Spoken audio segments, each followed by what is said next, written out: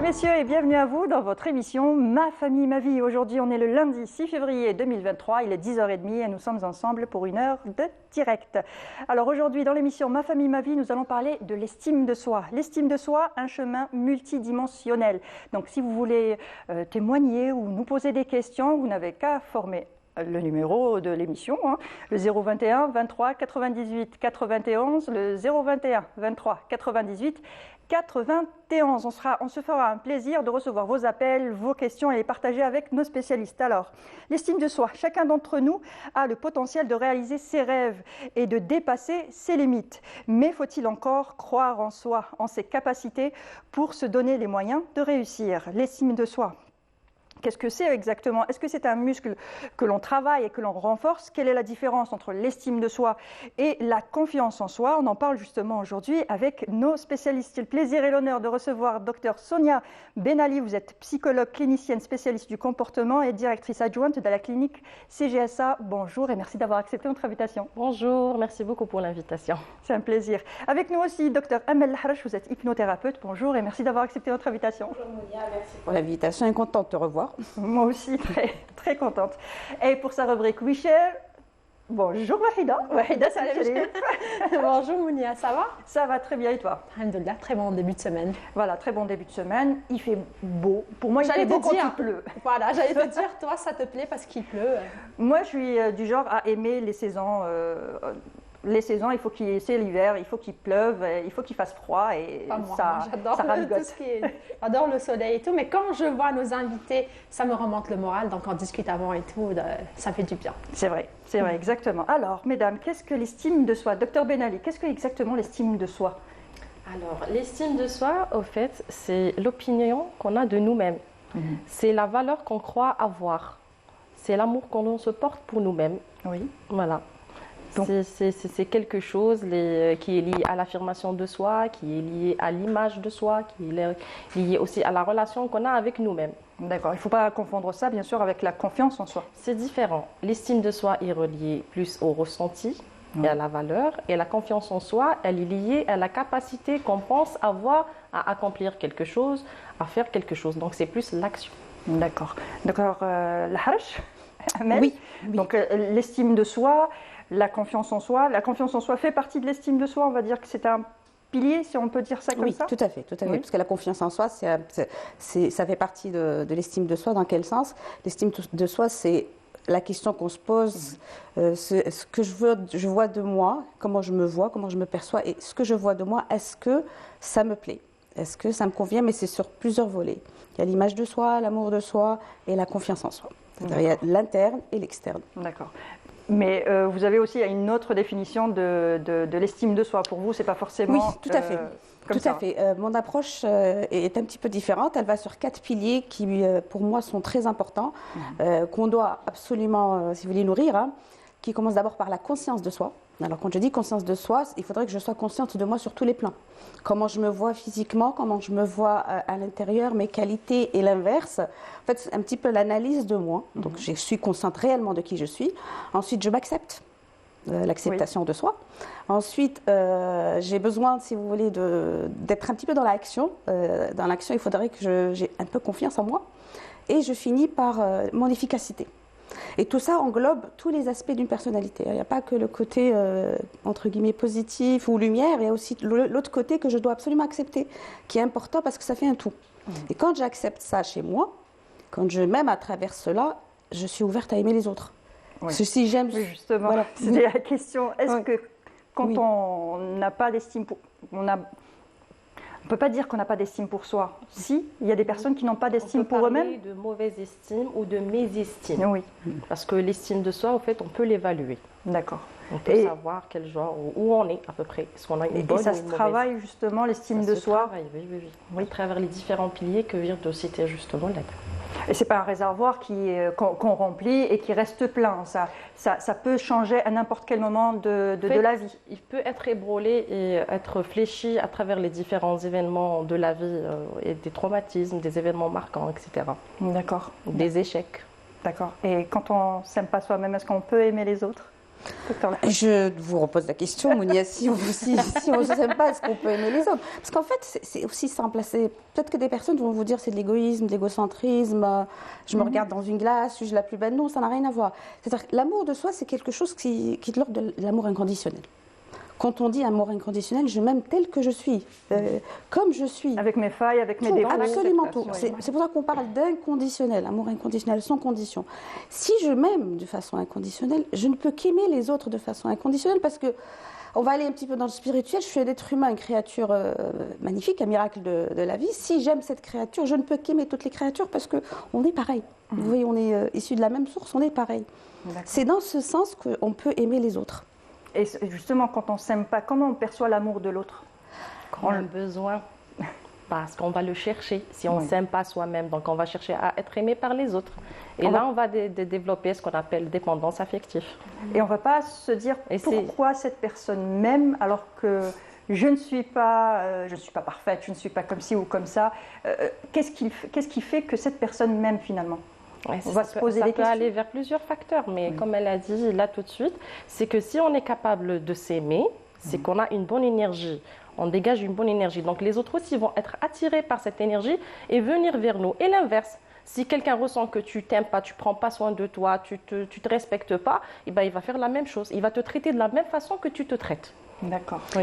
En fait, oui, tout à fait. Vous avez raison parce qu'en fait, les inconscients se parlent. Si on sent que quelqu'un ne s'aime pas, quelque part on va se dire si cette personne ne s'aime pas, c'est qu'elle a une bonne raison. C'est inconscient, hein, c'est pas quelque chose qu'on va analyser ou on le sent, c'est qu'elle a une bonne raison de ne pas s'aimer, donc c'est bon. Et quand on cherche l'amour chez l'autre, en fait, on aime l'amour qu'il a pour nous. On n'aime pas l'autre. Si quelqu'un m'aime et moi je m'aime pas, j'aime l'image qu'il me renvoie de moi, mais je l'aime pas. J'aime pas cette personne, c'est plutôt son amour. Et si cette personne m'enlève son amour, enfin ce qu'elle m'offre, c'est après, comme vous l'avez dit, c'est la dépendance affective. Et puis après, on va dans l'attachement excessif, et tout ce qui s'enchaîne après ça. D'accord, très bien. Alors ce que je vous propose tout de suite, c'est de voir de suivre un reportage de notre journaliste Yasmine Belhidja qui nous parle d'estime de soi. Se sentir capable et compétent, avoir confiance en soi et connaître ses forces et faiblesses. C'est souvent les signes d'une bonne estime de soi. En psychologie, l'estime de soi désigne le jugement et l'évaluation faite d'un individu en rapport à sa propre valeur. C'est une démission fortement affective de notre personne. L'estime de soi, c'est le regard qu'on porte sur soi-même. Ça comporte deux aspects, l'amour de soi et la confiance qu'on peut avoir en soi-même. Donc c'est une disposition psychologique qui va bien sûr venir influencer nos comportements de tous les jours, qui va se traduire sur tous nos comportements de tous les jours. Quelqu'un qui a une bonne estime de soi, il va faire plus facilement ses choix, il va plus facilement relever des challenges, il va plus facilement aller vers des difficultés, il va mieux affronter les aléas et les difficultés de la vie. Fondé sur 3 éléments, l'amour, l'affirmation et la confiance en soi. Ces piliers sont en interdépendance et doivent être en équilibre pour pouvoir dire on a une bonne estime de soi. Elle se développe à partir de 8 ans, l'âge où l'enfant commence à avoir la conscience de soi. Sachez qu'un individu est toujours en quête d'identité pour devenir ce qu'il désire être. Alors je vous ai dit, il y a 2 aspects. Il y a l'estime de soi, il y a l'amour de soi, donc c'est vraiment l'amour que porte l'individu à sa personne, et il y a la confiance en soi, c'est-à-dire jusqu'à quel point il peut croire en ses compétences. C'est quelque chose qui se développe dès l'enfance, le mode éducationnel, les rapports qu'on a avec l'environnement, les expériences qu'on peut avoir accumulées dans la vie. Donc plus on a des expériences positives dans l'enfance, dans l'adolescence, des expériences de réussite, des expériences où on a pu nous faire confiance, où on a été gratifié, où on a été reconnu, sont des expériences qui favorisent la bonne estime de soi. C'est-à-dire quand on voit qu'il y a un retrait sur l'enfant, selon par exemple l'évolution de l'enfant, parce que je préfère parler de l'enfant, c'est là où la personnalité elle commence à se construire.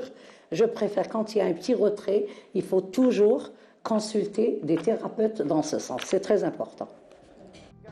Selon les périodes de la vie, ça arrive que l'estime de soi diminue. un rejet, un échec, une maladie peut facilement l'affaiblir. Apprécier ses qualités en acceptant ses erreurs et être indulgent avec soi-même. لازم تتعلم تحب روحك تاع الصح تحب روحك سيتادير تحب روحك كي يكونوا عندك افكار تقدر تفرضهم على الاهل ديالك بصح افكار معقوله ماشي في الوهم افكار في الواقع سيتادير في لو موند ريال عندك ان بروجي تقدر تقنعهم وهذه ان شاء الله باذن الله هذا المشكل هذا ينحل اترافير دي ثيرابيوت يكونوا اختصاصيين يريقلوا لك هذه المشكله باش كيولي عندك كاش حلم ماشي حلم كاش فكره يعاونوك باش تدعمها وتولي تخرجها وتحققها باسكو الاحلام الناس كامل عندهم احلام هذه حاجه جد عاديه مي سكي الغيست سي لي بروجي اللي يطابقوا مع لو موند ريال مع حياتنا. On a par exemple des thérapeutes qui sont spécialisés en psychologie, ils travaillent énormément l'estime de soi, même en étant addictologue, on travaille aussi l'estime de soi. De toute façon, l'estime de soi, c'est quelque chose de c'est un pilier qui est très très important afin de confirmer la personnalité de la personne. Passer par des périodes difficiles affecte généralement l'état psychologique de la personne. La notion de l'estime de soi est une notion bien fragile, d'où l'importance de la développer, afin de pouvoir avancer sereinement et s'autoriser d'être heureux. S'autoriser d'être heureux, justement, l'estime de soi est-elle le pilier du bonheur permanent, docteur Lahraj? Le bonheur permanent. Est-ce que ça existe, le bonheur permanent? Ça m'étonnerait. La première question. La deuxième, c'est quoi le bonheur? Voilà. Ça dépend des définitions de chacun. On va aller plutôt sur le bien-être. La sérénité, la paix intérieure, la joie, l'instant présent. Je pense que c'est plus accessible que d'aller vers des définitions qu'aucun philosophe jusqu'au jour d'aujourd'hui n'a réussi à définir. Donc oui, si on se sent bien, si on a une bonne estime de soi ou une estime de soi assez équilibrée, on vit bien sa vie, on permet aussi aux autres de bien vivre leur vie. Si c'est l'inverse, on est plutôt à la recherche, c'est-à-dire le sens de tout ce qu'on va faire dans la vie. Si on a une bonne estime de soi, ça va être de moi vers. Quand je dis de moi vers, c'est-à-dire je suis ouverte vers l'extérieur et je suis en harmonie avec mon environnement, mon monde. Si c'est l'inverse, c'est que le sens de tout ce que je vais faire de la vie, ça va être de l'extérieur vers moi. Je chercherai toujours à ce qu'on me remplisse. Je chercherai toujours à être remplie, à trouver des marques d'amour ou d'appréciation de l'extérieur. Et ça peut être très fatigant. Et à la langue, ça peut amener à des choses comme... comment? Un épuisement. Tout à fait, un épuisement, exactement. Un épuisement et d'anxiété jusqu'à l'extrême, la déprime en fait. Oui, quand on manque d'estime de soi, on peut se retrouver avec des troubles assez graves. En fait, il y a plusieurs troubles dans lesquels on retrouve un manque d'estime de soi ou une mésestime de soi, parce que c'est différent. D'accord. Une mauvaise estime de soi, c'est beaucoup plus grave qu'avoir une estime de soi basse. Il y a l'échelle de Rosenberg justement qu'on utilise, qu'elle nous permet d'évaluer cette estime. Mais dans plusieurs troubles, on retrouve ça. Nous, par exemple, à la clinique CGSA, qu'est-ce qu'on fait pour les personnes qu'on reçoit? Il y a différents ateliers où on travaille sur cette estime de soi, que ce soit avec les addicts, parce que pendant des années, ils étaient repliés sur soi, ils avaient très honte. Donc là, l'estime de soi, elle fait une grosse chute. Donc on propose différents ateliers pour travailler sur ça, pour qu'ils puissent au moins quand ils sortent être capables de retrouver une vie sereine. Ce qu'elle a dit tout à l'heure aussi, il n'y a pas de bonheur, c'est plus aller vers un épanouissement, vers une meilleure résistance aux événements négatifs de la vie.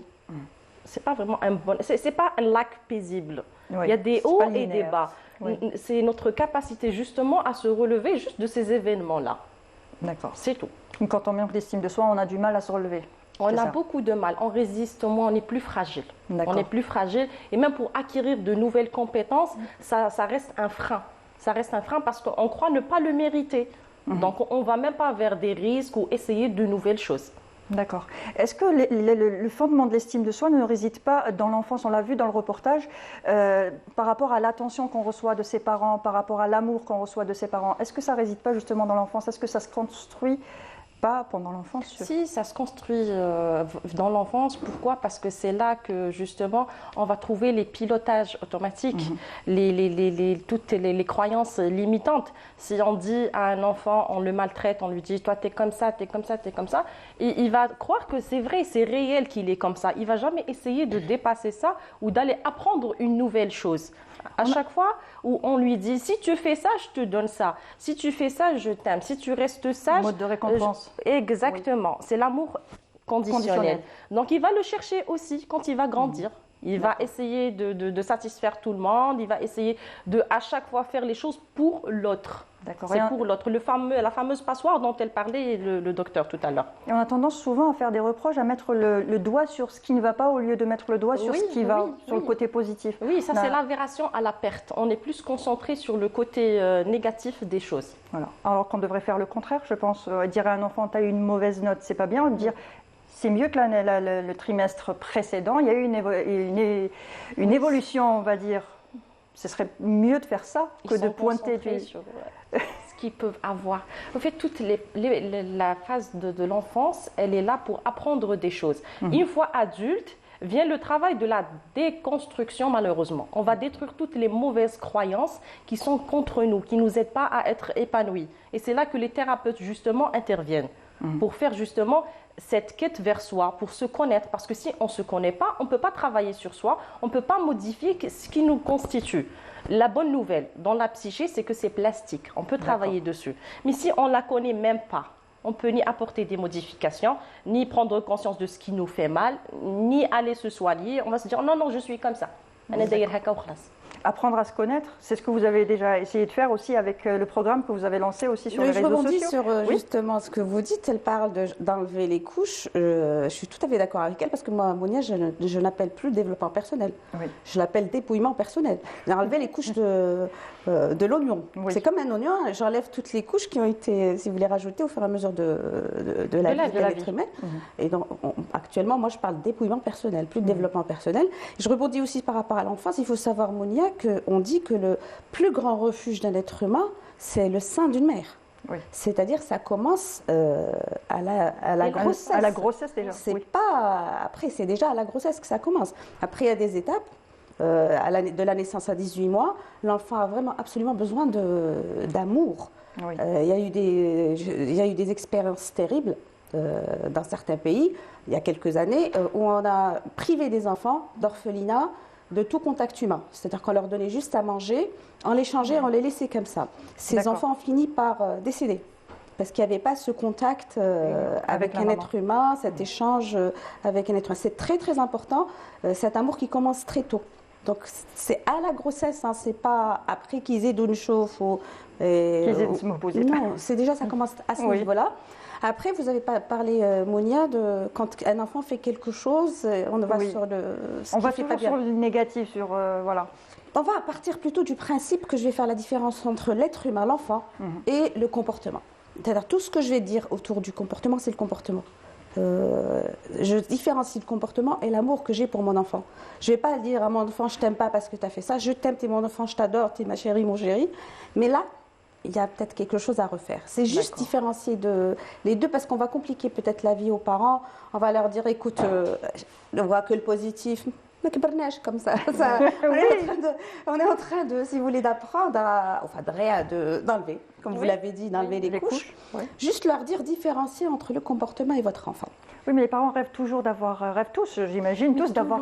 Oui, comme ça, on veut toujours être meilleur, on veut toujours plus. C'est pour ça que l'estime de soi, toujours, elle est mise à mal, tout le temps. Mais justement, où placer le curseur quand on veut avoir l'enfant? On rêve tous d'un enfant parfait, qui réussisse, mais qui ne soit pas trop tyran avec ses camarades aussi, parce qu'un enfant, je pense qu'un enfant qui a trop d'estime pour lui-même, vous allez me corriger bien sûr, va repérer l'enfant qui a une mésestime de soi ou qui a moins d'estime ou moins de confiance en lui, et à ce moment-là, il va en faire sa victime. Vous êtes d'accord ou pas? Alors, c'est des étapes, Mounia. En fait, c'est des étapes dans l'évolution de l'enfant. Il y a des étapes. L'étape où on doit apprendre à l'enfant les choses différemment, c'est entre 18 et 3 ans. C'est là qu'il commence un petit peu à s'imposer, à dire le non, à faire des choses comme il veut. Quand Là, il dit le non, on le laisse dire le non? on le Bien laisse sûr, on dire va le non. l'apprendre. Et on lui apprend. Ok, tu dis non, ben voilà, je t'explique les conséquences. D'accord. Moi, je te demande de ne pas jeter le verre par terre. Tu dis non, je le fais, je te laisse faire et voilà les conséquences. C'est-à-dire, c'est ça l'idée, c'est apprendre à ce stade, on explique à l'enfant les conséquences des actes. Et on sépare toujours l'amour. Oui, ça c'est important, l'amour, je t'aime. Oui, on a toujours tendance à coller l'amour aux actes, à tout ça, et on dit ah ben je t'aime pas alors. Après, on a... Voilà. C'est ça Voilà. les croyances limitantes. Voilà. C'est ça, les Et croyances du coup, quand on grandit, vous serez d'accord avec moi, quand on grandit, quand quelqu'un nous montre, on a l'impression que quelqu'un ne fait pas quelque chose pour nous, ça veut dire que la personne ne nous aime pas. Ne nous aime pas. Oui. On est dans la frustration, l'intolérance et on détruit les relations. C'est-à-dire, c'est des étapes. On ne va pas lâcher l'enfant comme ça. On lui explique. Après, quand il grandit, c'est l'intelligence émotionnelle qu'on doit lui apprendre. Hein. Oui. L'intelligence émotionnelle, c'est quoi? C'est très, très simple. Pas besoin d'atelier ou de formation. J'exprime mes émotions, je les comprends. Et je Il faut d'abord reconnaître ses émotions. Parce qu'on a du mal souvent à reconnaître ce qu'on est en train de ressentir. Est-ce que c'est de la colère, de la frustration ou autre chose? Il faut d'abord faire le tri. Il y a des adultes qui ne savent pas le faire. Enfin, je ne sais pas si vous êtes d'accord avec moi parce qu'ils n'ont pas appris. C'est vrai que souvent les adultes disent, quand on exprime nos émotions, on dit on n'arrive pas à trouver le mot, traltolé. Voilà. Donc c'est une expression qu'on utilise. L'affirmation de soi, c'est ça. C'est essayer d'exprimer son ressenti, que ce soit dans le positif ou bien dans le négatif. C'est une grande partie, c'est arriver à exprimer son sentiment, peu importe si c'est une émotion agréable ou désagréable. Parce que nous, dans notre société, il y a beaucoup de croyances comme ça. On croit qu'il y a des mauvaises émotions ou des émotions négatives. Oui. Par exemple, la colère, on pense tous que c'est mauvais. Il ne faut pas que ton enfant soit en colère. Ben, si ton enfant n'est pas en colère quand tu le tapes, demain, il se fera taper par tout le monde. C'est simple. Il ne va pas se protéger. Il faut lui apprendre comment l'identifier d'abord. L'identifier. Ensuite, comment l'exprimer. Parce que s'il ne l'exprime pas, c'est juste qu'au fait, elle va être vers l'intérieur et ça va exploser à un moment ou à un autre. D'accord. Voilà. Et apprendre à se connaître. Justement, on allait parler du programme que vous avez lancé sur les réseaux sociaux. Oui. Par rapport à l'estime de soi, comment reprendre ou comment travailler sur l'estime de soi? Oui, comment travailler sur l'amour de soi et l'estime de soi. En fait, c'est un programme déclic. C'est un programme que j'ai mis en place pour 30 jours. Et les personnes ont des exercices à faire tous les jours par rapport à justement les 4 piliers dont j'ai parlé. Pour d'abord être consciente d'elle-même. Oui. Ensuite, si vous voulez, le côté je suis consciente de moi-même, après je m'accepte. Donc tous les jours un exercice. Ensuite, croire en soi. C'est la 3e semaine. Et on finit par l'efficacité personnelle. Donc tous les jours, il y avait un petit exercice où les personnes devaient avoir ce rendez-vous intime avec elles-mêmes, se regarder en face. Et l'idée, c'est d'arrêter de se faire une idée fausse de soi-même, de croire qu'on est, d'avoir une image d'avatar ou d'acteur ou d'idéalisation. Tout à fait, d'idéalisation. C'était ça l'objectif, c'est d'être franc avec soi-même et sincère. Et apparemment, ça fait beaucoup de bien aux personnes parce qu'il y a déjà l'esprit de groupe. Parce que je ne suis pas la seule à avoir peut-être une image pas forcément belle de moi-même, mais on est nombreux dans le groupe. Hein, finalement, mais j'aime pas mon corps ou j'aime pas telle partie. Et c'est d'ailleurs cet esprit de groupe a permis aux gens de se dire, finalement, je ne suis pas seule, on est tous un petit peu dans la même barque. Voilà. Et on est tous un peu dans la même sauce et il faut accepter. Voilà. Mounia, que tout le monde est pareil. On se leurre quand on croit que les gens peut-être se sentent mieux ou pire. Ou on se leurre, on est dans la même barque, on est des êtres humains, on est pareil. Pour rebondir sur tout à l'heure, on a dit le manque d'estime ou la mésestime. Je vais vous dire une chose, par exemple, les personnalités narcissiques, on a l'impression que c'est des personnes qui s'aiment. C'est pas le cas. Pas le cas. C'est pas du tout le cas, c'est tout l'inverse. C'est tout à fait l'inverse. C'est des personnes qui ont besoin une soif d'être alimentées par l'amour que les autres leur montrent. Soif de reconnaissance. Un peu plus que ça, mais c'est presque du vampirisme de l'amour des autres, mais c'est pas de l'amour de soi. C'est tout à fait le contraire. Ils font tout pour se faire démarquer, je pense, les narcissiques. C'est pas fait exprès, c'est conscient, mais oui. Oui, mais c'est pas de l'amour, on va dire, c'est une personnalité narcissique, ça n'a rien à voir, c'est pas une personne qui s'aime. Alors nous avons un appel téléphonique de Camilla qui est avec nous. Camilla, bonjour. Oui, bonjour. Ça va, vous allez bien? Très bien, merci. Ravie d'être parmi vous. C'est un plaisir pour nous aussi. Alors Camilla, dites-nous, alors, vous avez suivi le programme du docteur Al-Harash sur les réseaux sociaux. Alors, pourquoi vous avez déjà voulu faire ce programme? Alors, pourquoi j'ai voulu faire ce programme? D'abord parce que Dr Al-Harash est une thérapeute, une psychothérapeute qui est, à mon avis, excellente. Donc, tout ce qu'elle propose, je le prends déjà. Et en plus, c'est pas la première fois que je suis ce programme-là, puisqu'elle nous avait proposé d'autres programmes par le passé et qui ont super bien marché. Donc, j'étais partante pour le programme qui est d'ailleurs en cours en ce moment. Donc, voilà. Et quel est votre, on va dire, votre bilan de ce que vous avez fait déjà jusqu'à présent? Ah ben écoutez, le bilan il est positif, il est ultra positif. C'est-à-dire que Dr Al-Harash nous donne des outils pour arriver un petit peu à avoir un rendez-vous avec soi-même, parce qu'en fait c'est l'humain en lui-même qui est le plus important et qui est mis en avant dans ce programme-là. Et si j'ose dire, c'est un rendez-vous avec soi sans se voiler la face. Donc on est face à nous-mêmes. Et voilà, donc on prend conscience de nous-mêmes, on essaye de s'accepter aussi, on n'essaye pas, on y arrive déjà. Et enfin, croire en soi, c'est vraiment le summum de ce qu'on puisse faire pour soi-même. Est-ce qu'il y a eu des moments... Pardon, est-ce qu'il y a eu des moments difficiles justement pendant ce programme? Évidemment, bien sûr. Sinon, si c'était pas difficile, on ne suivrait pas le programme. Il y a forcément quelque chose qui doit être pensé, guéri, voire changé. Oui, bien sûr, les moments difficiles. En fait, les rendez-vous sont toujours difficiles. Parfois, quand on réalise un certain nombre de choses qu'on cherche à voiler, qu'on cherche à ne pas voir, forcément, le rendez-vous, il est un petit peu difficile, effectivement. Mais on prend rapidement le dessus. On prend rapidement le dessus parce qu'elle nous donne des outils. Enfin, je parle de Dr Al-Harash. Elle nous donne vraiment beaucoup d'outils pour arriver à surmonter et surtout à trouver des solutions, des solutions à tout ce qu'on a pu avoir comme blessure au cours de nos vies, à travers les mauvaises expériences, les mauvaises rencontres, et la mésestime de soi également, parce que en fait on parle de ça, c'est que toutes ces expériences-là aboutissent à avoir un regard sur soi qui n'est pas à la hauteur de la valeur qu'on a. Voilà. D'accord, très bien. Merci en tout cas Camilla pour votre témoignage, c'est un plaisir. Merci à vous. Et bonne continuation. Oui. Très bien. Je voulais juste rajouter un mot. D'abord, je passe le bonjour à Dr Al-Harash qui est parmi vous, ainsi que vos invités.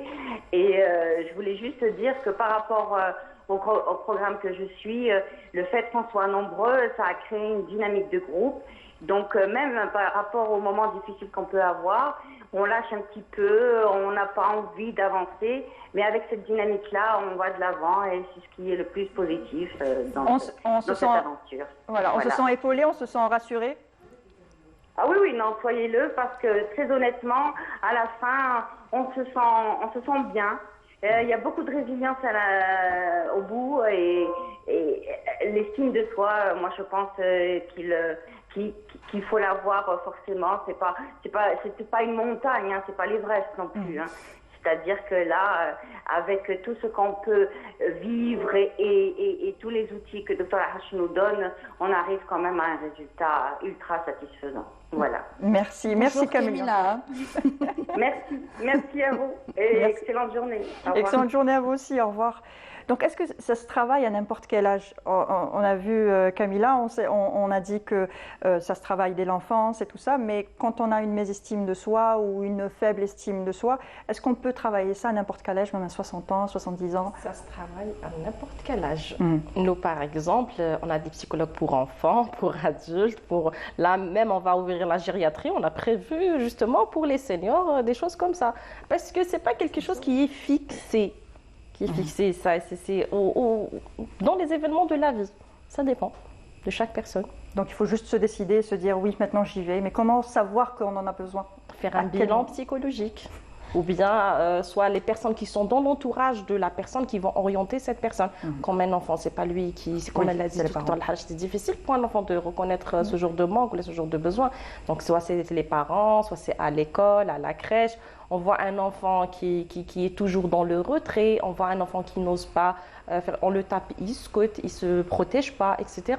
Un enfant timide, il demande retiré. pas sa part, il demande pas sa part. Des petits indicateurs comme ça, et après un bilan psychologique, c'est toujours bien. D'accord. Un enfant retiré, un enfant timide, un enfant introverti. On devrait s'inquiéter. Ça peut être d'autres choses parce que on ne consulte pas forcément parce qu'il y a un trouble. On consulte parce qu'on a une mauvaise vie. On a une vie dont on n'est pas content. Donc il faut y aller et voir ce qui se passe, qu'est-ce qu'il en est. D'accord. Voilà. Très bien. Alors nous avons reçu des questions. On a posté une boîte à questions justement sur les réseaux sociaux hier et on a reçu pas mal de questions de nos internautes. Alors je vais vous poser les questions qui nous ont été posées. Je crois que ça va s'afficher aussi sur l'écran chez vous. Donc la première question, je suis célibataire et sans emploi. J'ai l'impression de ne pas servir à grand chose. Alors, est-ce que le fait de se retrouver au chômage, le fait de ne pas avoir de femme ou de mari pour nous épauler, nous accompagner, est-ce que ça touche un peu l'estime de soi? Est-ce que ça peut... Bien sûr que ça touche. Moi, si je vous dis là maintenant, vous venez de décrocher un CDI et demain vous avez une réunion, vous allez à la réunion toute contente, bien boostée, et que demain je vous dis, vous avez un entretien, que vous êtes resté 2 ans, 3 ans au chômage. Vous allez partir comme ça. Exactement. Donc ça baisse, ça va et ça vient. Donc c'est tout à fait normal que les événements de la vie touchent à ça. Mais je vous ai dit, il faut faire un travail sur soi et accepter que ces événements font partie justement de l'apprentissage. Ce n'est pas des échecs. Ce n'est pas parce que je n'ai pas eu ça ou là je n'ai pas réussi en ça que c'est bon, je n'ai pas de valeur ou là ma valeur a été touchée. Je fais souvent un exercice avec mes patients qui est avec un billet d'argent. Je leur demande un billet d'argent maximum. Si c'est un billet de 2000, c'est 2000. Si c'est un billet de... On le prend, on le froisse. On le piétine complètement, on le jette à la poubelle. On demande à la fin à la personne, est-ce que tu veux récupérer ce billet ou est-ce que tu le jettes? Beaucoup de personnes qui ont une mésestime ou une mauvaise estime de soi vont dire, ah non, je ne le récupère pas. D'autres personnes, parce que c'est de l'argent, parce que la valeur de l'argent, elle ne change pas. D'ailleurs, même si un billet ou une pièce de monnaie, on ne peut plus l'utiliser actuellement, elle devient une antiquité, elle gagne en valeur. Au contraire, si tu veux un conseil aujourd'hui, tu ne vas pas aller vers une personne toute jeune, tu vas aller plus vers une personne qui a acquis de l'expérience. Donc l'apprentissage, s'il est accompagné d'une émotion qui est dans le mépris, dans la colère, dans le ressenti et surtout le reproche, on n'apprend pas facilement. Par contre, si c'est dans l'encouragement, si c'est dans l'amour inconditionnel ou bien juste dans la neutralité, se baser sur les faits, là l'apprentissage il est beaucoup plus facile.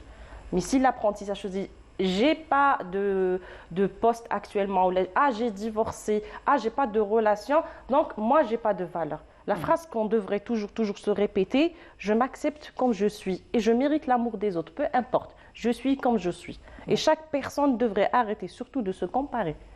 Je voulais te le dire tout à l'heure, il ne faut pas comparer ni les enfants ni personne. Surtout les enfants. On a le droit d'être particulier et cette particularité fait que cet enfant ou cette personne soit si merveilleux. Il va aller justement développer qu'est-ce qu'il y a de merveilleux chez lui. Sinon, s'il se dit, j'ai quelque chose de bizarre chez moi, ou je ne suis pas comme l'autre, ou je devrais être comme l'autre. On va avoir des photos conformes qui ne veulent rien dire. Qui veulent rien dire. Je rebondis justement sur ce que vous dites, elle a dit quelque chose qu'on oublie tous. Un être humain, c'est magnifique, la magnificence. Quand on voit des arbres, on ne va pas dire Hada, Hada c'est un pain, Hada, on cherche à comparer les arbres ou les fleurs ou les papillons ou les chats. Tout est OK, hein. Mais quand il est question d'être humain, non. On va aller sur la comparaison, des kremni ou des zoujet ou des je sais pas quoi, alors qu'il faudrait qu'on vienne un petit peu à ce qu'est un être humain. Moi, ça me déchire le cœur d'entendre, je n'ai pas de travail, je ne suis pas mariée, je ne sers à rien. Si je ne sers à rien. C'est même pas j'ai pas de valeur. C'est-à-dire je ne sers à rien. C'est-à-dire arrêtons de mettre notre valeur d'en faire quelque chose. Commençons par être. C'est pas parce que je travaille ou je suis l'épouse de quelqu'un ou j'ai des enfants que j'ai de la valeur. Donc, juste transformer de faire vers être. D'accord. Alors, très bien. Je sais pas si ça passe, mais quand j'entends ça, Monia, j'ai dit, faudrait qu'on arrête avec cette histoire d'aller vers au lieu d'être dedans. Il faut toujours positiver, je pense. Hein. C'est au-delà. C'est au-delà de positiver, juste prendre conscience de qui nous sommes en tant qu'être humain. C'est vraiment au-delà. Des lacunes. Oui. Tout le monde a des lacunes. On peut se concentrer sur ce qu'il y a de bon, de bien en nous et de le faire grandir. Tout à fait. Et bien, il va paraître moins. Il va paraître moins. J'ai un trou dans la maison. Si j'arrive à bien décorer ma maison ou à mettre des choses qui vont attirer l'attention plus, ils ne vont pas voir le trou. Exactement. Voilà. Exactement. Il y a des personnes, Attirer l'attention sur autre qui chose. ont peur justement de commettre des erreurs. En essayant de s'améliorer, ils ont peur de commettre des erreurs. Mais personne n'est né savant. Hein, parce qu'on appelle ça erreur. Au lieu d'appeler ça expérience, on appelle ça erreur. Et alors, si je n'ai pas appris à marcher, je n'apprendrai jamais à marcher. Je peux vous dire que si on ne s'était pas mis à marcher quand on était petit, jusqu'à aujourd'hui, on ne saurait pas marcher. Écrire kiff-kiff, lire kiff-kiff, jusqu'à aujourd'hui, on ne saurait pas le faire. C'est comme ça que ça vient, c'est pas... Et ça s'arrête jamais. C'est un processus d'apprentissage. Voilà, tout à fait, ça ne s'arrête jamais. C'est d'où l'intérêt de revoir un petit peu tout le passé. De tout ce que j'ai fait dans le passé, je revois toutes les expériences parce que j'ai réalisé plein de projets, Mounia. Si je regarde en arrière, la plupart d'entre nous ont réalisé énormément de projets juste en regardant en arrière. Ou l'ouïla, qu'on oublie tous, c'est d'être en vie, de rester en vie jusqu'au jour d'aujourd'hui. Ça, c'est le plus important. Parce que sans ça, il n'y a rien à faire. Ciao, ciao, on est de l'autre côté. Hein. Il n'y a plus de continuité. Exactement. Alors, question suivante. On s'est beaucoup moqué de moi à l'école et j'en garde des séquelles. J'ai du mal à aller vers les autres.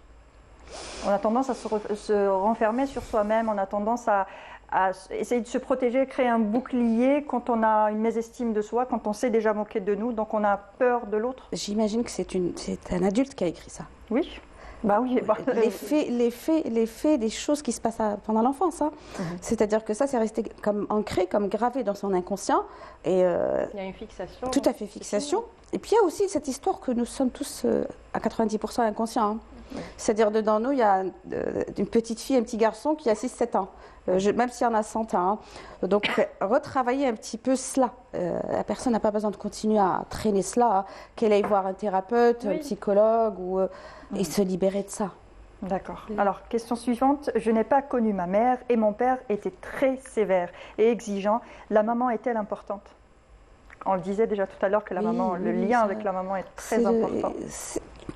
C'est la base. C'est la base. En fait, le refuge, je dis, le refuge le plus important, c'est le sein d'une mère. Donc, mais quand justement, par malheur ou une figure maternelle. Une figure maternelle. Il peut y avoir une figure maternelle. Pas forcément la maman. On trouve toujours une figure maternelle dans l'entourage. Il faut la chercher. Il faut la chercher, même si ce n'est pas la vraie maman. Il ne faut pas rester fixé sur ces relations de génétique. C'est un géniteur. D'accord. C'est pas le papa, c'est une génitrice, c'est pas la maman. La maman, le papa, c'est ceux qui prennent soin de vous. Il faut vraiment aller vers ça. C'est important. Et le papa peut faire la paix avec son passé. Ça ne veut pas dire que j'ai pas connu ma mère biologique ou mon père biologique, que j'ai pas de lien, que j'ai pas eu de personnes dans mon entourage. D'accord, très bien. Alors, quels sont les conseils à appliquer afin de réaliser nos projets et vaincre ses peurs ? Question vaste. Très vaste. Très vaste. On va essayer d'y répondre. Alors, puisque c'est le thème. Oui. L'estime de soi. Oui. C'est-à-dire aller un petit peu sur les quatre piliers de l'estime de soi.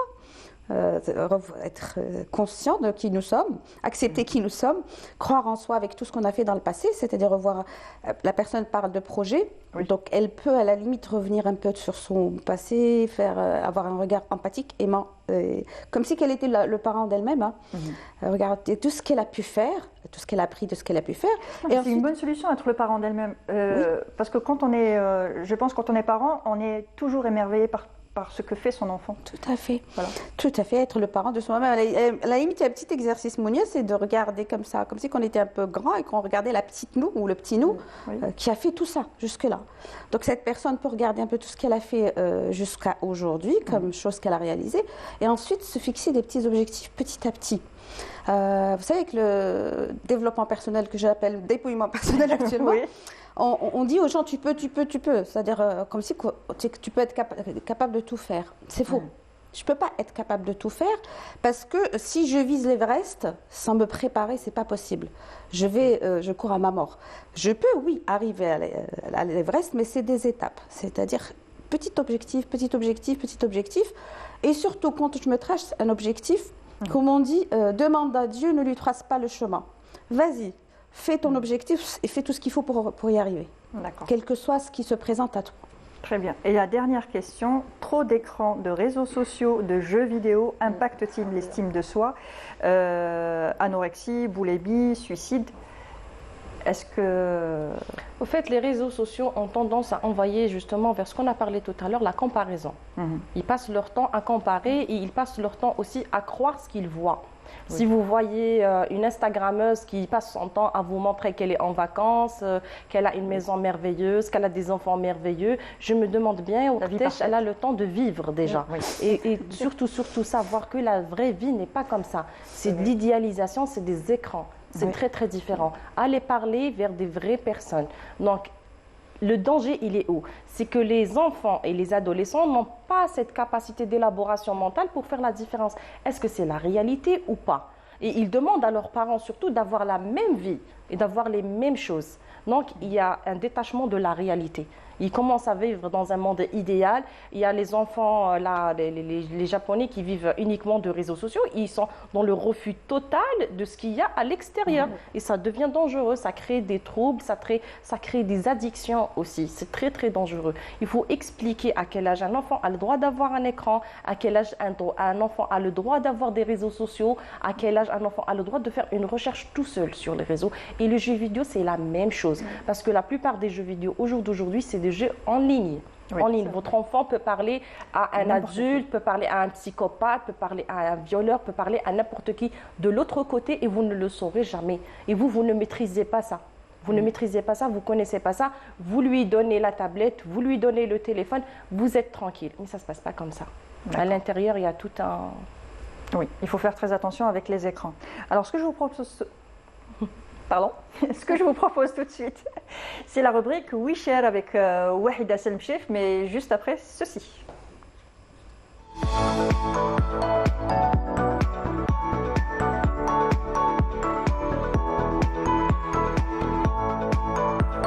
Alors Wahida, dans ta rubrique aujourd'hui, tu vas nous parler de... Justement, je vais vous faire une sélection d'activités pour prendre ou reprendre confiance en soi. Donc, parce que souvent, quand on manque de soi ou... c'était quel mot que vous avez utilisé pour ne pas dire de bêtises? Mésestime. Mésestime. Quand on a une mésestime de soi, donc vaut mieux ne pas rester dans son petit coin après avoir consulté, aller voir des thérapeutes ou des spécialistes pour nous aider. Donc, il y a certaines activités à faire qui peuvent vraiment nous aider. Par exemple, les sports de combat. Donc, je pense que souvent, vous conseillez à vos patients d'aller faire des sports de combat tels que le judo, la boxe, il y a aussi le karaté. Pour les personnes qui ont du mal à discuter ou à aller vers d'autres personnes, donc que ce soit par rapport au contact physique, parce que si je viens te saluer, Mounia, je peux peut-être te prendre dans mes bras ou tout simplement te serrer la main. Il y a certaines personnes qui ont peur. Donc, ils ont peur de ces contacts physiques. Donc, non seulement que les sports de combat vont relier ce contact physique, mais aussi, ça peut être une solution pour reprendre confiance en soi. Tout simplement, ces sports nous mettent à l'épreuve et mettent nos capacités à l'épreuve surtout, donc que ce soit des épreuves physiques ou mentales. Donc, ça, c'est très important. Voilà. Donc, mais aussi, quand on fait un sport de combat, chaque jour, on s'entraîne un peu plus. Donc, non seulement quand on dépasse nos limites, mais ça nous apprend à quel moment je peux dépasser mes limites ou pas. Parce que souvent, quand on reconnaître ses limites aussi. Voilà. Souvent, on aime bien dans sa zone de confort, donc on se dit, aujourd'hui je m'arrête là, mais si je pratique un sport de combat, chaque jour je dois encore évoluer et me dépasser. Ça nous pousse à nous surpasser, voilà. Exactement. Donc si vous cherchez à vous recentrer et à vous sentir mieux dans votre corps, mais dans votre esprit, il y a certaines activités de renforcement musculaire, mais aussi on peut faire du VTT. En ce moment, il y a des groupes qui proposent de faire des sorties. Par exemple, moi, je vous parle au niveau de la wilaya d'Alger parce que j'habite ici. Donc, il y a des sorties, que ce soit nocturnes, il y a des sorties très tôt le matin, en groupe, pour faire un petit tour au niveau de la wilaya d'Alger. Il y a aussi le ski. C'est la période en ce moment. Vous avez vu avec la neige et tout, vous pouvez aller faire du ski. Et même, on peut le faire au Sahara, au sud. Voilà. Il y a pas le ski sur le sable, c'est magnifique, c'est très beau, c'est une nouvelle sensation. Donc, de manière générale, la pratique de sport favorise le développement et la confiance en soi. Très bien. Sinon, et puis, il y a la danse. Tu adores ça. Voilà, je vous parle, j'ai une histoire d'amour. C'est l'histoire, en fait, mon histoire avec la danse, c'est « je t'aime, moi non plus ». C'est le meilleur moyen d'apprendre à lâcher prise, de nous connecter avec nous-mêmes, mais surtout, elle éveille nos émotions.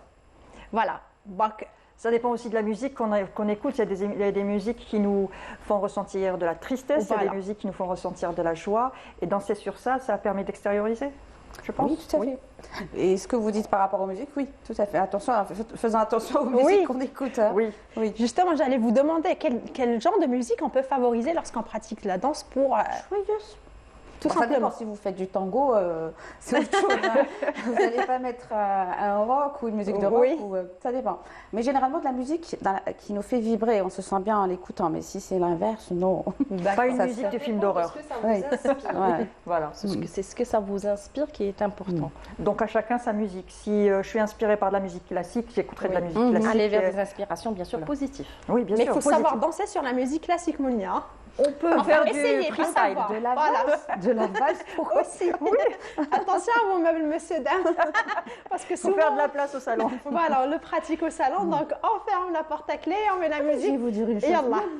Bonjour, là, c'est valse ou autre chose. Freestyle. Moi, si mes jambes peuvent me suivre. Je rigole. Je suis désolée.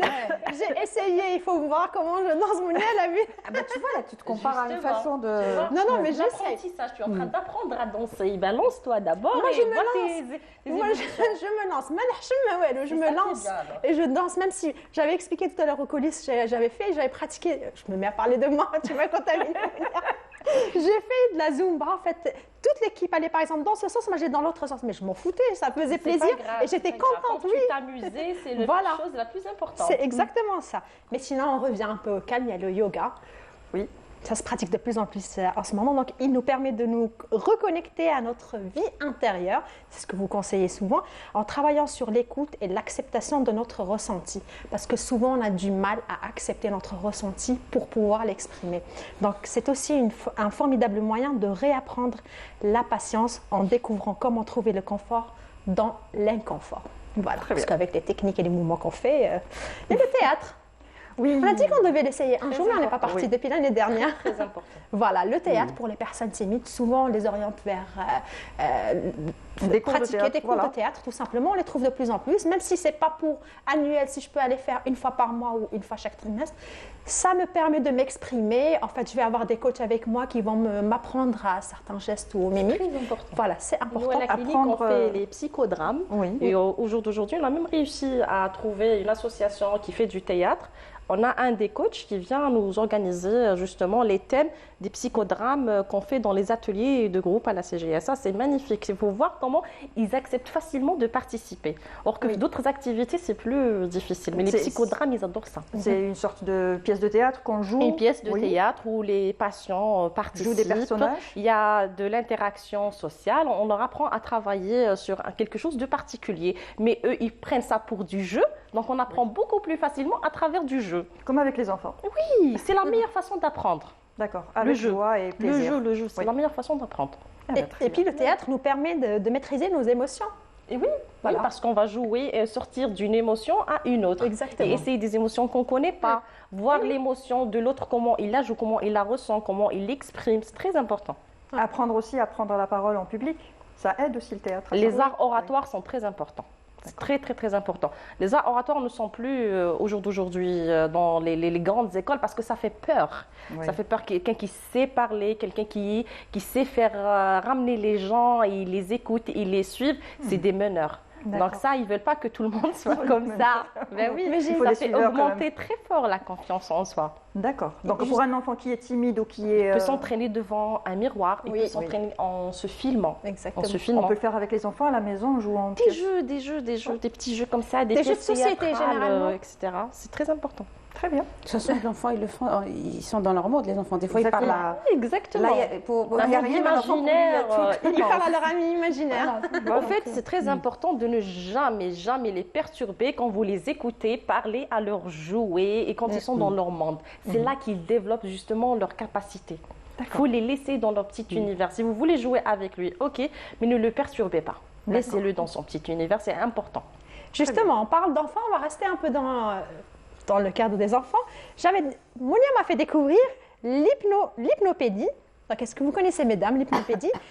une technique qui nous aide à reprogrammer l'esprit des enfants durant leur sommeil. C'est-à-dire que lorsque mon enfant est en train de dormir, je peux lui chuchoter des mots positifs, tout simplement lui parler, lui raconter des belles choses pour le motiver et pour leur donner confiance en eux directement. Enfin, donc justement, Amel, comment faire l'hypnopédie?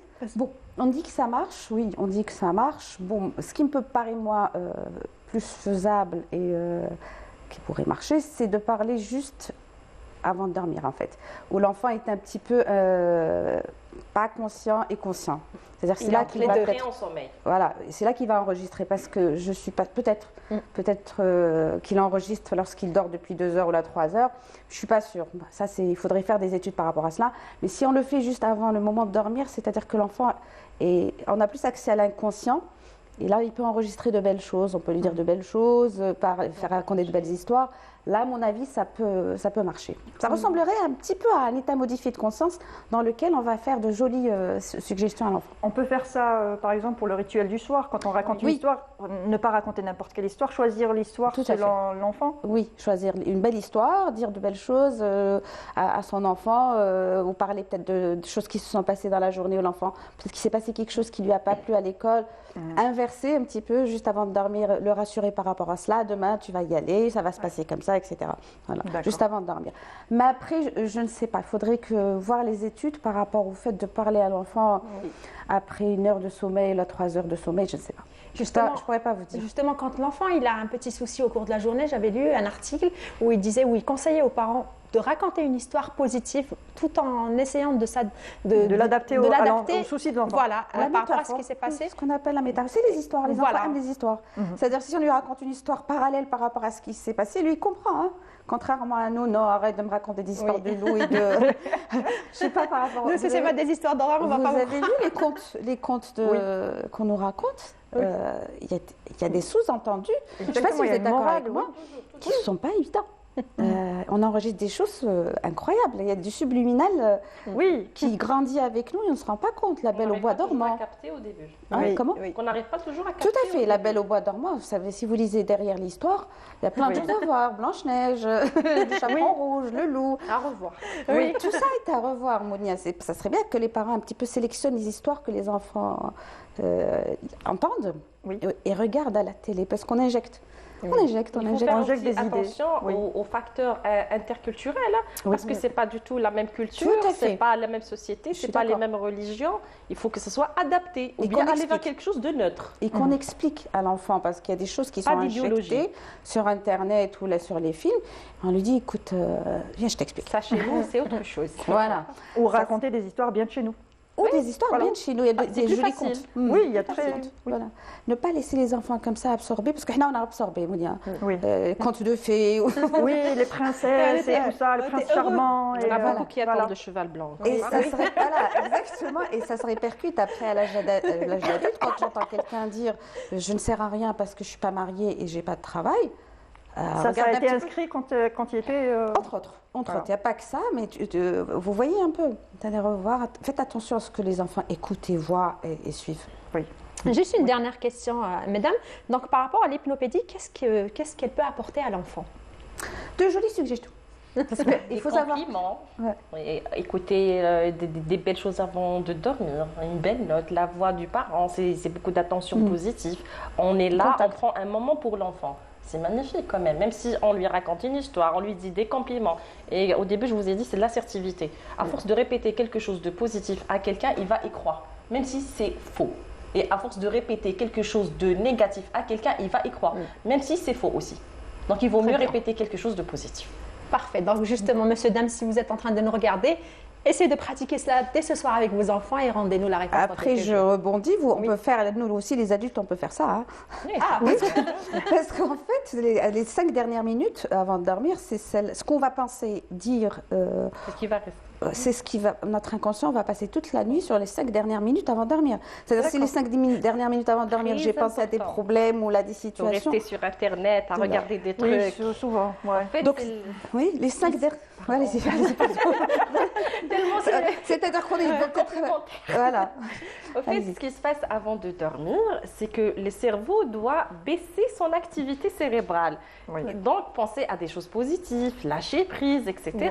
C'est tout. Nous, on fait l'inverse. On commence à s'inquiéter, ce qui va se passer demain, à regarder des trucs sur nos téléphones, à ramener des choses qui réactivent le cerveau. Donc on est anxieux et on veut se forcer à dormir.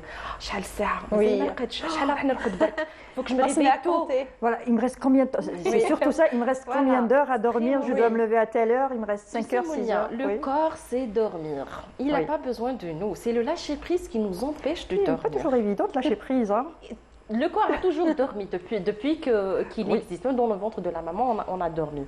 Donc il faut juste faire confiance à notre corps. Parce que des fois, quand on est super épuisé, on dort. Mais quand on est inquiet, on ne dort pas. On ne dort pas. On reste éveillé quand même.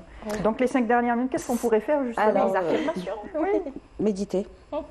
Écouter quelque chose qui nous fait du bien, ça peut être une musique douce, ceux qui aiment le courant, ça peut être écouter un podcast.